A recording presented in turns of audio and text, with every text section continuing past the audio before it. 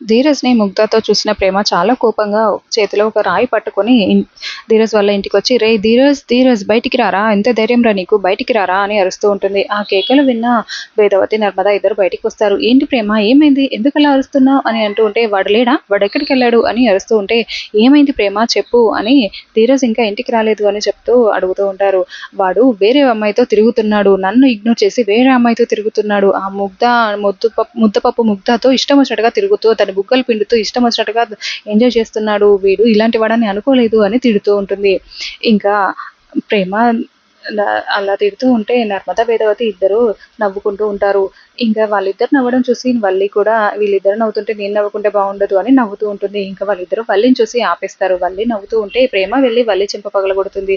"అదేంటి చెల్లాయి, వాళ్ళు నవ్వుతే సైలెంట్‌గా ఉన్నావు, నన్నెందుకు చెంప పగలగొట్టావు" అని అంటూ ఉంటుంది. ఇంకా అప్పుడే వేదవతి, నర్మద ఇద్దరు ప్రేమ దగ్గరికొచ్చి, "ప్రేమ, నేను చెప్పేది విను. నువ్వు ఎందుకు ఇంత ఫీల్ అవుతున్నావు?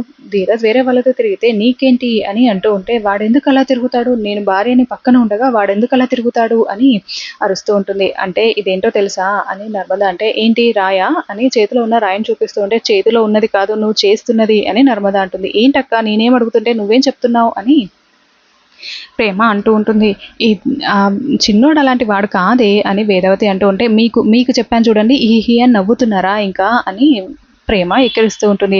"అది కాదు ప్రేమ, నీకు ధీరజ్ మీద ప్రేమ ఉంది కాబట్టే నువ్వు జెలస్‌గా ఫీల్ అవుతున్నావు.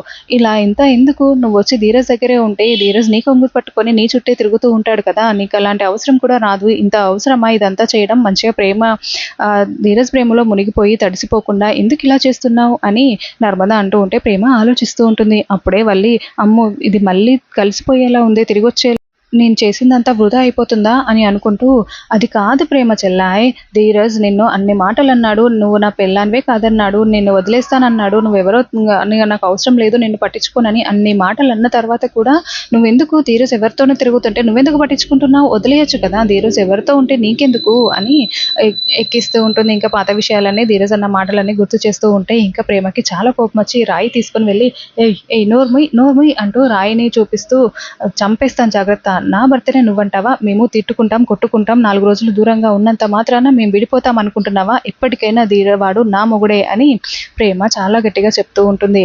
దాంతో ఇంకా వల్లి చాలా షాకింగ్‌గా చూస్తూ ఉంటుంది. ఇంకా నర్మద, వేదవతి ఇద్దరు హ్యాపీగా ఫీల్ అవుతూ ఉంటారు. "ఏంటి ప్రేమ, ఇంత ప్రేమ ఉంచుకొని మరి ఎందుకు నువ్వు వాళ్ళ ఇంట్లో ఉండడం? ఇక్కడికే వచ్చి ఉండొచ్చు కదా" అని అంటూ ఉంటే, "అది జరగదక్కా" అంటూ ప్రేమ రాయినక్కడ పడేసి అక్కడి నుంచి చాలా కోపంగా ఇంటికి వెళ్ళిపోతుంది.